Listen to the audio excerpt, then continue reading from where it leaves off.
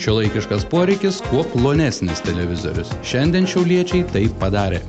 Prašom pasakyti, kur vežat, kas perka, su kokiom šalim bendraujate, apie tai. Ko gero lengviau būtų pasakyti, kur mūsų nėra ir kur mes nevežam šiuo metu Europoje. Bet pagrindinės rinkos tai būtų Didžioji Britanija, Prancūzija, Vokietija, Olandija, Norvegija, Suomija, Danija, Baltarusija, netgi ta pati. Iš esmės tai visi rytų Europos kraštuose, kaip mes dar įpratę sakyti, tai Čekija, Lenkija, Vengrija. Tai iš esmės visi Europos kraštai, kurie yra vis sunkiau, lengviau pasiekiami, net ir toliau nuvažiuojant. Tai yra mūsų pagrindinės rinkos. Daugiausia mūsų vadybininkai ir mūsų bendroje dirba su prekybos kompanijomis, dideliais prekybos tinklais, o ne su galutiniu pirkėjo, galutiniu vartotoju. Tai ypatingai, kai kalbame, yra apie užsienį. Tarkime, Didžiojoje Britanijoje mes pradinėjom prekybos tinklę Tesco ir mūsų televizoriai yra parduodami bene geriausia. Mes turime ypatingai gerus atsiliepimus. Ir tie atsiliepimai yra, žinoma, ne dėl to, kad mes esam kokie tai gražesni patys, o dėl to, kad produktas yra iš tikrųjų išskirtinis ir geras. Mes akcentavome iš tikrųjų dizainą, techninės charakteristikas, ypatingai akcentuojame taip pat savo žinias sugebėjimus padaryti televizorių, kuris tiktų, garantuotai tiktų Europos įvairių kraštų signalams, kadangi jie yra sudėtingi, specifinis, turint omeny skaitmeninius signalus. Na ir žinoma, akcentuojame tai, kad mūsų televizoriai visiškai atitinka europietiškus reglamentus ir būtinosius techninės atitikties reikalavimus. Dizainai buvo sukurti Suomijoje, bendradarbiaujant su ED kompanija, ED Design kompanija, kuri kūrė dizainus Nokia televizoriam, Philips televizoriam ir taip pat LG. Šiuo metu jie dirba su mumis ir tik tai su mumis. Ir to bendradarbiavimo rezultatas yra 3 naujos linijos, kurias mes dabar jau gaminame ir kurias gaminsime ateityje. Turiu omeny taip pat ne tik LCD televizorių, bet taip pat su LED pašvietimu, kas leidžia daryti televizorių gerokai plonesnį. Kas liečia techninės charakteristikos, tai televizoriai irgi yra pakankamai unikalūs. Yra iš tikrųjų tokių dalykų, kurie neturi savo analogų ir yra išskirtini. Garso sistemoje yra panaudota 2-3 garsus viršinantis garso trakto išėjimo galingumas, kas sukuria tokios klasės televizoriam iš tikrųjų įspūdingą garso sistemą. Skaitinės televizijos imtuvas, kuris pas mumis yra naudojamas, yra ypatingai gerai pritaikytas Lietuvos sąlygom.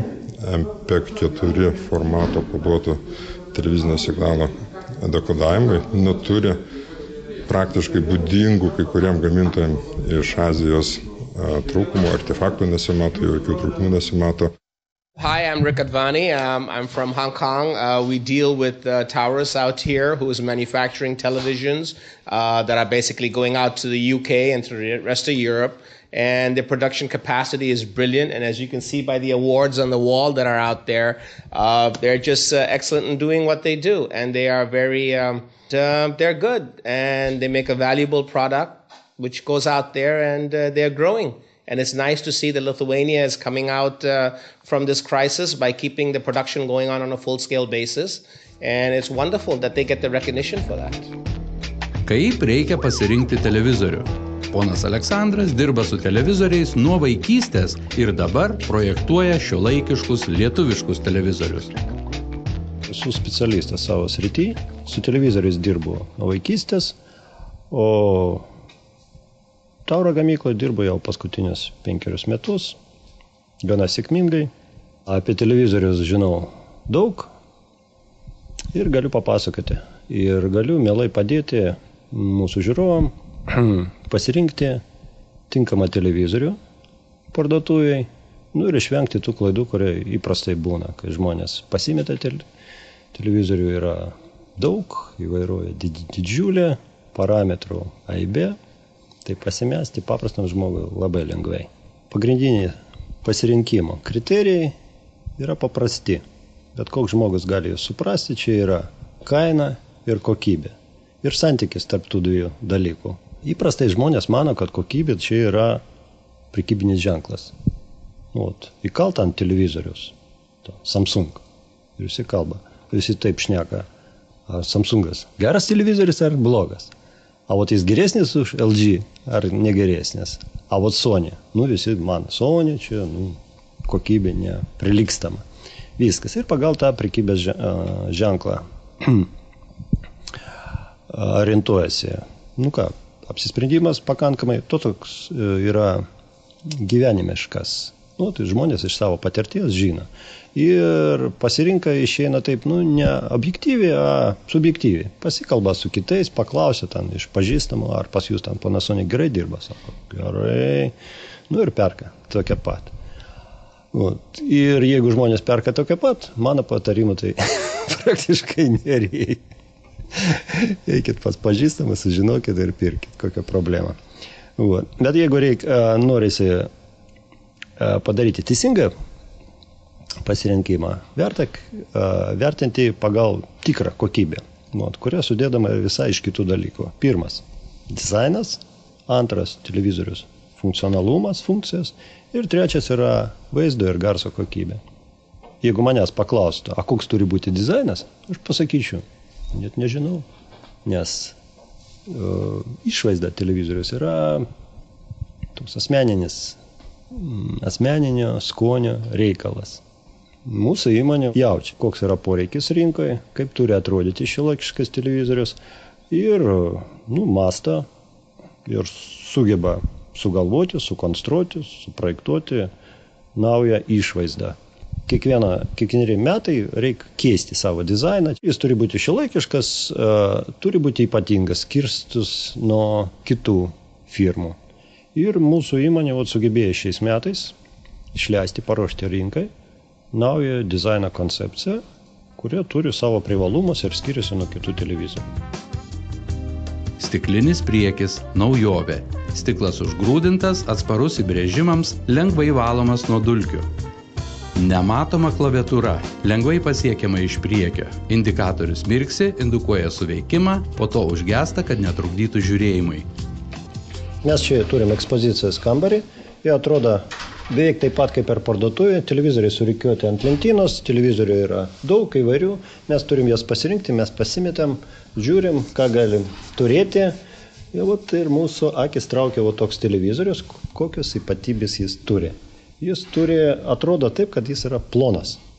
Šiuolaikiškos rinkos poreikis yra, kuo plonesnis televizorius, tuo geresnis. Tuo jis atrodo šiuolaikiškesnis, patrauklus, ją galima lengvai pakabinti ant sieną ir jis tada ant sienos atrodo kaip paveiksliukas. Samsungas dabar reklamuoja savo televizorius, kurie pasiekia storumą 2,5 cm. Mūsų televizorius atrodo kaip plonas, bet už tą mokėti nereikia. Įvesta dar viena naujovė, kurios anksčiau nebuvo ir nedaug yra televizorių rinkai, kurie būtent turi tokią savybę. Paėmiau kietą daikčiuką ir darau smūgius. Ką mes turim? Mes turim stiklinį paviršių, stiklinį priekį. Tas stiklinis priekis duoda tokį elegantiškumą, gerą išvaizdą ir ką duoda? Apsaugą. Dabar panelė, kuri yra pati brangiausia detalė televizorių, yra apsaugota nuo nubraižymų.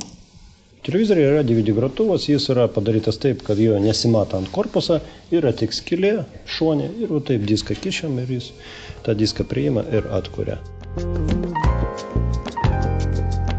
Tauro gamykla užtikrina tokią pat servisą kaip ir visi kiti televizorius gamintojai, nes visi šie dalykai reguliuojasi įstatymu ir mes čia nieko negalim pakeisti. Servisai yra visose šalyse, kur mes parduodam savo televizorius.